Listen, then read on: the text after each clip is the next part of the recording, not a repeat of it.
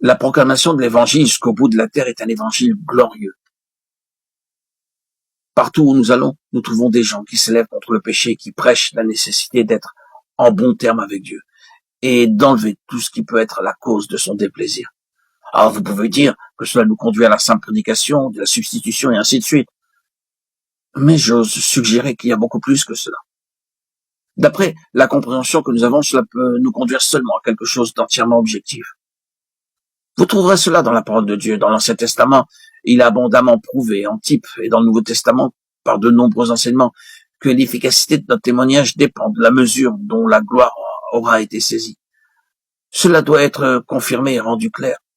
Et il doit y avoir un impact sur l'ennemi, et plus qu'un impact doctrinal. Alors la doctrine peut sonner absolument juste et véritable, mais Satan n'est jamais vaincu de cette manière. Il doit y avoir une incarnation de la doctrine. Et si vous le permettez, il est clairement révélé qu'il y a des degrés de gloire, parce qu'il y a des degrés qui nous font entrer dans ce que signifie la mort, la résurrection, l'ascension, la glorification du Seigneur Jésus. Entrer dans cela est distinct de la simple connaissance des faits, des doctrines ou des vérités historiques. Le Seigneur Jésus est dans le ciel et nous devons le connaître d'une manière céleste. Nous devons aller au ciel pour le connaître et nous devons y aller maintenant. Une église qui s'accroche à cette terre et devient une chose terrestre est une église impuissante. C'est seulement une église qui occupe spirituellement sa place dans les cieux qui pourra marquer de son empreinte cette terre. La mesure dans laquelle vous êtes émancipé de cette terre et de ce monde et en connaissant une vie dans les cieux sera la mesure de votre impact et de votre témoignage sur cette terre. Un chrétien mondain est un chrétien impuissant. Une église mondaine est une église dépourvue de puissance et de gloire. La position divine du Seigneur Jésus doit être quelque chose dans laquelle nous devons entrer. Cela nécessitera toute notre vie pour pouvoir entrer en partie dans cela. Si vous marchez avec le Seigneur sous la main du Saint-Esprit, vous ressentirez que vous devenez de plus en plus dans l'esprit, étranger sur la terre, et que de plus en plus, les choses qui ne sont pas d'ici-bas deviennent les choses qui sont votre vie. Ce n'est pas seulement une déclaration de fait, c'est le véritable test de votre niveau de vie spirituelle.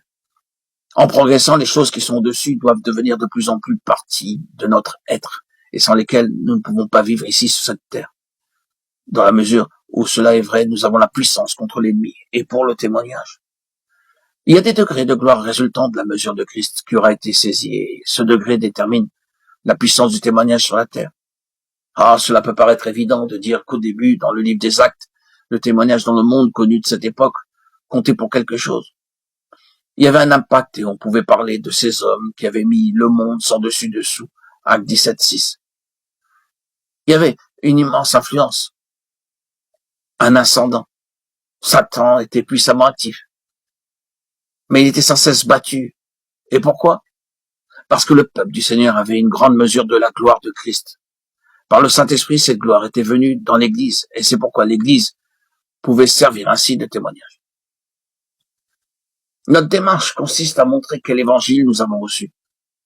Frères et sœurs bien-aimés, chers amis, auditeurs, auditrices, n'êtes-vous pas d'accord pour dire qu'un des plus grands besoins, si ce n'est le plus grand de notre temps, c'est de redécouvrir la grandeur de l'évangile, de le faire sortir de cette petitesse et de cette dépréciation, d'un évangile au rabais qui offre toujours quelque chose pour le plaisir, la satisfaction de ceux qui sont concernés, pour les rendre heureux.